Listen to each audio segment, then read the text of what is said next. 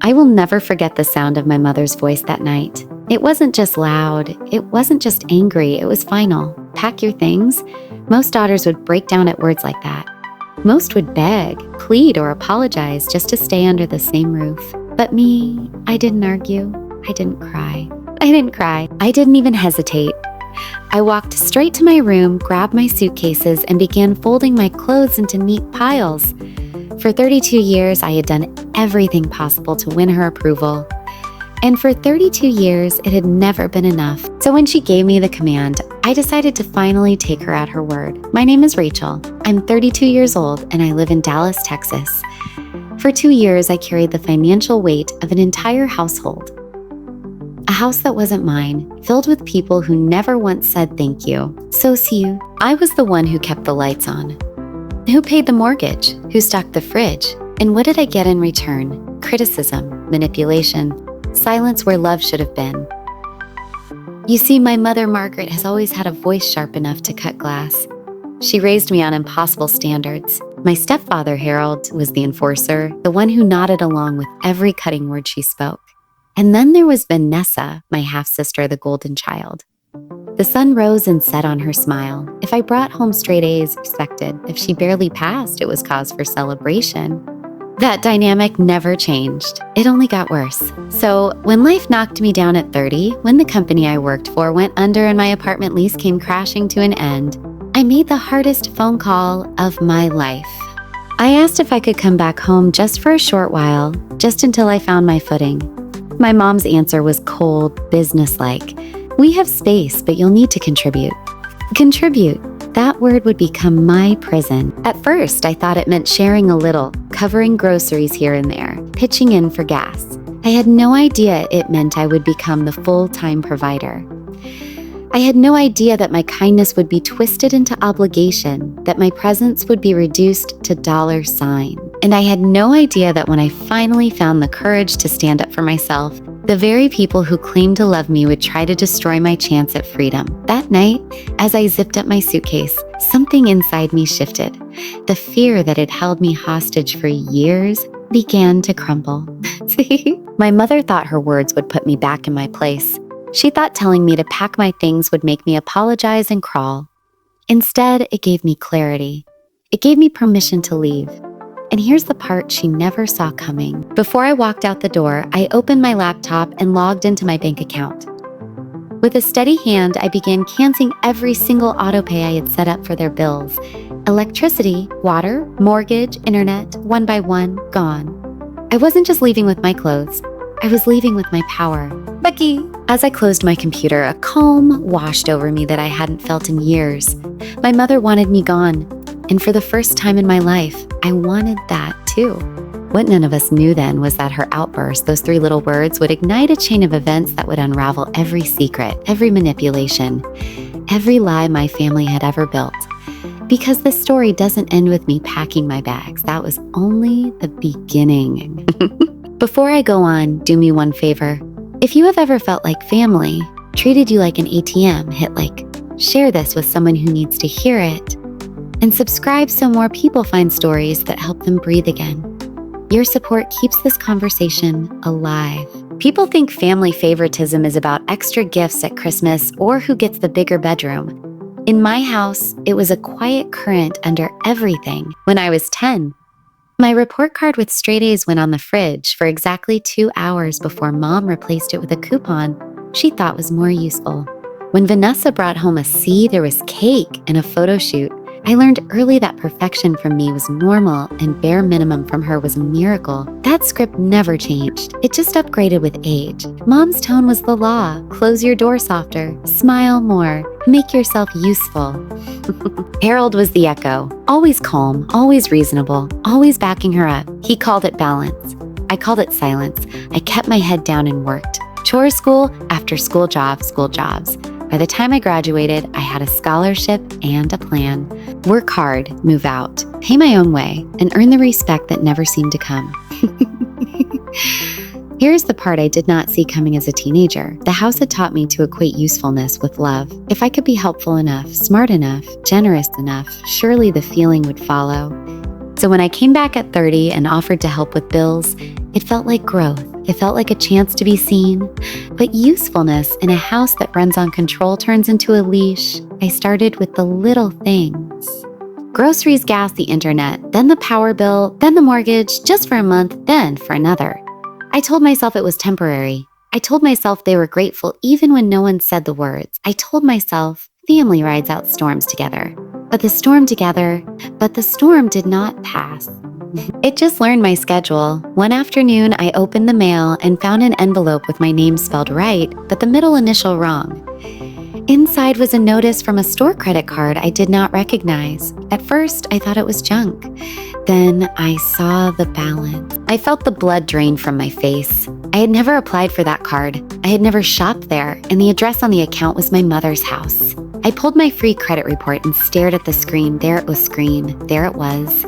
New line opened 2 years earlier. My social security number, my birthday, my name. The contact phone number was not mine. I walked into the living room holding the paper like it might burn me. Harold muted the TV and looked up with that patient smile that had fooled me for half my life. I asked him if he knew anything about it. He barely blinked. He said it must be a clerical error, that these things happen all the time, that I should relax. Mom chimed in that I was being dramatic. Harold finally admitted he had applied the day I moved back because the store had a discount and he planned to pay it off right away. He said he used my number by mistake. He said it was already handled. He said I was safe. It was not handled. The balance was not small. The payments were late and the purchases were not groceries or medicine. They were patio furniture, a flat screen, and something called a resort package. I felt sick. I told him it was identity theft. He told me to lower my voice. I told him he needed to close it. He told me he would, and then he did nothing. That night, I lay awake, hearing the refrigerator hum and the AC kick on, hearing the money I paid float out the vents and into everyone else's comfort. I kept thinking about that card, about how easy it must have felt to use my name and how normal it must have felt to assume I would forgive it. I kept thinking about the way they smiled when I said I could help. I kept thinking that maybe this was not an accident at all. The next morning, I logged into my bank to move money for the power bill, and a notification popped up that made my stomach drop. It was not just the card. There was something else in my name I had never seen before, and it was about to come due. When I first came back to my childhood home, I told myself it was temporary. A month, maybe 2, just enough to get a job, save some money, and get back on my feet. I had 2 suitcases, a laptop, and a box of professional awards that felt like a cruel joke. Now I walked into that house thinking it was a safe harbor. I didn't know it was a trap dressed up as family. The house itself looked tired. The paint on the porch was peeling. The lawn overgrown, the air inside thick with the smell of dust and old coffee. On the kitchen counter, bills sat stacked in uneven piles, some stamped with final notice in red. I remember asking gently, "Are you guys okay financially?" Harold shifted in his chair, staring at his plate like a hill dancer's. Mom stiffened, her jaw tight. "We've had some setbacks," she muttered. That was all. Later, I found out what those setbacks really were. Vanessa's dental veneers, a so-called wellness retreat in California that was basically a vacation for Mom, a new recliner for Harold because his back hurt. None of it sounded like survival. It sounded like indulgence funded by money they didn't have. I made the offer anyway. I still have some savings. I can cover utilities until I find work. The relief on their faces was immediate. Harold nodded with forced gratitude. Mom's lips curled into the faintest smile, but her eyes flickered with something else. Calculation. I didn't recognize it then. I do now. 1 week later, auto payments were linked from my account. Power, water, internet, cell phones, groceries I bought with my debit card. It felt good at first, like I was keeping the family afloat, like maybe they'd finally see me as valuable. But that feeling faded quickly. The more I gave, the less they seemed to notice. By the second month, Mom was already criticizing how I folded laundry. Wrinkles don't just disappear in the dryer, Rachel. Harold complained that the Wi-Fi was too slow, even though I just upgraded the plan. Vanessa rolled her eyes when I asked her to rinse her dishes before leaving them in the sink. I was the maid, the provider, and the invisible guest all rolled into one, and the bills never stopped. Mortgage due, insurance premiums, gas. Every time I thought I'd just help them catch up, a new notice appeared. My savings bled away with each click of confirm payment. Then came the dinner that changed everything. I'd made pasta, the cheap kind that could stretch into leftovers. As we ate, Mom casually mentioned Vanessa was planning a weekend trip with her friends. A trip I knew she couldn't afford on her own. I didn't say anything until I saw the receipt later that night, tucked under a stack of magazines on the counter. A luxury cruise paid for with my account. I held that paper in my hand, my chest tight. They hadn't even bothered to hide it well. Thousands of dollars gone. Not for groceries, not for bills, not for survival. A cruise without me. I confronted Mom the next morning. She didn't flinch. We deserve some enjoyment in life, she said. Harold backed her up with a shrug. Vanessa smirked. My jaw clenched so hard it hurt. In that moment, I realized something brutal. This wasn't them struggling. This was them using me as their safety net and enjoying the ride. That night, I sat in bed staring at the ceiling, my laptop open beside me. I told myself it was fine. That family helps family. But deep down, I felt it. I wasn't helping. I was being drained. And I didn't know how to stop it until one morning an email appeared in my inbox. Company in the city wanted to interview me. It was my chance at freedom. My hand shook as I read the details. Tuesday, 10:00 a.m. If I could land this job, I could finally break free. But what I didn't know then, what still makes me shiver when I think about it, is that my family had no intention of letting me go. And they were already planning how to stop me. The day of the interview should have been the day everything turned around. I woke up early, pressed the only blazer I hadn't pawned, and rehearsed answers in the mirror. My heart beat fast, not from nerves, but from hope. I didn't have a car anymore. I'd sold it to survive months earlier, so I asked Mom if I could borrow hers just for the morning. So, for the morning. She didn't even look up from her coffee. I can't possibly let you take it. What if something happens? Besides, that job sounds too junior for someone your age. You should be aiming higher. Her words hit like a slap. Higher. I was drowning and she was telling me to climb. I begged, voice cracking. Please, Mom, I need this. She took another sip. Your situation isn't our fault. Figure it out. That's what adults do. So I figured it out. I called my friend Eliza, who agreed to drive me. Halfway there, her old car broke down. By the time we found a tow and scraped together a rideshare, I arrived 30 minutes late. The receptionist gave me a tight smile, apologetic but firm. The manager had already moved on. My shot at freedom evaporated in the sterile lobby before I even crossed the threshold. I returned home hollow, clutching the folder of resumes that now felt like paper weights. Mom was scrolling on her phone at the kitchen table when I walked in. How did it go? She asked, her tone flat, almost amused. I was late. They wouldn't see me. Well, she said, shrugging, maybe it wasn't meant to be. Then I heard her that night through the thin walls telling Harold, at least we don't have to worry about her moving out yet. Another month of bills covered.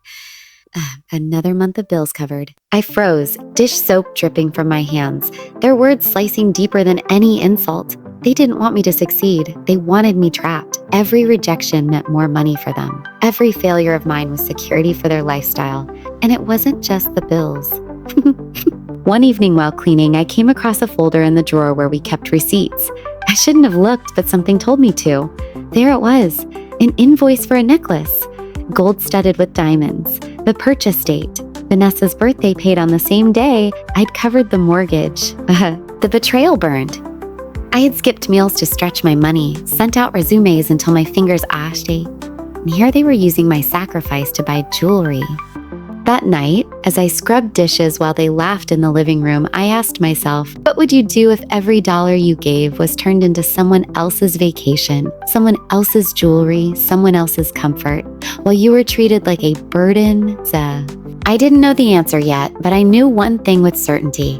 The next time opportunity knocked, I wouldn't let them slam the door in my face. And when it came, it arrived quietly in the form of a single email, an interview invitation, a second chance. But I had no idea that this time the sabotage wouldn't just be about a car. It would come from inside my own laptop. The email had felt like oxygen. A marketing agency had found my portfolio online, liked my freelance work, and wanted me in for an interview. It wasn't glamorous, but it was steady. It was hope. I printed the directions, laid out my clothes the night before, and promised myself I wouldn't let anything stop me this time. I didn't ask to borrow Mom's car. I'd learned that lesson. Instead, I arranged a ride share, saved extra cash, and gave myself a cushion of time. So, the morning of the interview, I was ready before the sun. I walked into that lobby with a smile, sat across from the hiring manager, and for the first time in months, I felt like myself again. Capable, professional, seen. 2 days later, the offer letter arrived. My hand shook as I opened it. Marketing coordinator, full-time benefits, start date Monday. The salary was modest, but it was a bridge back to independence. My independence that night. I cooked dinner, pot roast, Harold's favorite, with lemon pie for Mom and a cheap bottle of wine to celebrate. When everyone sat down, I said the words I had been waiting to say for 2 years. I got the job. I expected applause, maybe even relief. Instead, Mom smiled faintly and said, "Speaking of good news, Vanessa got promoted at the boutique. She's assistant manager now." Harold chuckled. Duh. Vanessa smirked across the table. Unlike some people, I know how to keep a job. The room erupted in praise. For her, my victory vanished like smoke. Her cruelty hung in the air thick as smoke. I turned to her, my voice calm but razor sharp. "You're 24 years old with a job and a car, and you contribute nothing. And you still think you're the victim?" No one answered. Mom's face was pale now, her lips tight. Harold stared at the floor. Vanessa shifted uneasily, her smirk faltering. "I overheard you," I continued, my voice low, steady, deadly. The laughter, the planning, how to guilt me into staying. How I'm easy to manipulate because I'm desperate for approval. You said all of it, and I believed it for too long, but not anymore. So, silence, the kind that screams louder than shouting. Something inside me settled. A final line had been drawn. "I'm done," I said, my hands shaking, but my spine straight. "I won't give you another cent. I won't stay another day. You told me to pack my things. Congratulations. You're about to get exactly what you wanted." Mom blinked, startled. Harold frowned. Vanessa shifted, chewing her lip. For once, they didn't have a script ready. And as I turned to leave the room, my suitcase already waiting under my bed, I heard Mom whisper, almost panicked, "Rachel, stop this nonsense. You can't survive without us." I didn't look back. For the first time in my life, I knew she was wrong. What I didn't know yet was how far they would go to prove her right, and how low they would sink when they realized I was serious. I dragged the suitcases out from under my bed and set them on top of the comforter. The zipper's rasp was the only sound in the room, sharp and final. Each folded shirt, each pair of jeans felt like a declaration. Mom hovered in the doorway, arms crossed, her voice climbing higher with every sentence. "Stop this right now. You're being ridiculous. Where would you even go? How would you survive?" Her panic was transparent. It wasn't fear for me. It was fear for the bills. I looked her in the eye and echoed her own words back at her. "I'll figure it out." That's what adults do, right? Her face hardened. But Harold stepped forward. "Rachel, be reasonable. The mortgage is due next week. What about the utilities, the phone bill? We can't cover all of that alone." And there it was. Not "don't leave, we'll miss you." Not "we love you." Just what about the bills? I opened my banking app again, scrolling through 2 years of withdrawals. You want to talk about bills? Here's the truth. In 24 months, I've spent over $50,000 keeping this household alive. Money I will never see again. Money I could have used to build my own life. You didn't just take my money. Me. So you stole my time, my future, my independence. Their silence was deafening. Vanessa finally muttered from behind, "Mom, nobody asked you to." I spun on her. "You used my laptop to decline my job offer. You sabotaged me because you didn't want to lose your free ride. Don't you dare pretend you didn't ask." Her smirk returned, cold and cutting. "You'll never survive without us, Rachel. You're too weak. You'll come crawling back." I felt the fury surge through me. But instead of breaking, I laughed, a sound I didn't expect. Bitter but freeing. That's what you're afraid of, isn't it? That I might survive, that I might thrive, because then you'll have to face the truth. You've been leeches, not family. The fight exploded then, Mom shouting that I was ungrateful, Harold demanding I apologize. Vanessa slamming her door and yelling that I was jealous, but the noise longer shook me. I had heard the truth in their whispered plots. I had seen it in the overdraft notices and the jewelry receipts. Their denial couldn't erase the evidence. When the shouting dulled, I zipped the last suitcase and set it by the door. The house felt smaller than it ever had, suffocating. I walked to the living room where they all sat, faces twisted with anger and disbelief. "This ends tonight," I said quietly. "Steady now. I'm leaving and you'll learn to stand on your own." Mom sneered, but her eyes flickered with something else. Fear. Harold shook his head, muttering that I'd be back. Vanessa rolled her eyes and called me pathetic, but inside I felt something stronger than fear or fury. I felt freedom hovering just on the other side of that door. And as I grabbed my bags, one final thought teared into my mind. Leaving wasn't revenge. It was survival. The revenge would come with what I did next. Because the moment I opened my laptop again, I knew exactly how to make sure they felt every ounce of what they'd done to me. I carried my bags to the front door, my pulse steady for the first time in years. But before stepping out, I sat down with my laptop one last time. With deliberate clicks, I canceled every autopay account I had set up. Mortgage, electricity, water, gas, internet, cell phones. Each cancellation felt like cutting a chain from my ankle. When the final confirmation screen appeared, I closed the lid and whispered to myself, "I'm free." Free. Harold's face turned pale when he realized what I'd done. "You can't just stop the payments," he shouted, voice cracking. "I can," I said calmly, "because I won't be living here anymore." Mom's panic broke through her anger. "What about us? We depend on that money." I looked at her. Shilly looked at her and felt no fear. Then figure it out. That's what adults do. I walked out without another word, climbed into the Uber I'd called, and didn't look back. For the first time in years, I inhaled air that didn't taste like obligation. The fallout came fast. Within days, the utilities were shut off one by one. My phone buzzed with panicked calls and bitter texts. "You're killing your mother with stress," Harold wrote. "You've abandoned us," Mom accused. Vanessa demanded gas money for her car. I didn't answer. I owed them nothing. Instead, I focused on building myself back. I stayed with my friend Sarah on her pull-out couch, applied for every job I could, and within weeks landed a position at a small marketing firm. The salary wasn't glamorous, but it was mine. Every dollar earned felt like a victory. When my family's lies spread to relatives, painting me as selfish, ungrateful, I sent out one email with proof. Bank statements, bills, even the sabotaged job rejection. The silence that followed told me everything. For once, they couldn't twist the story. Months later, when Mom, Harold, and even Vanessa showed up at my apartment door, their pride stripped away, begging for help. I listened, but I didn't fold. I offered advice, not money, guidance, not shelter. And for the first time, they had no choice but to face their own consequences. I learned something in those months. Family is supposed to be love, not leverage. True love lifts you up. It doesn't keep you small. Setting boundaries isn't cruelty. It's courage. And if there's one lesson I'll never forget, it's this. We can't choose the families we're born into, but we can choose the life we build after we walk away.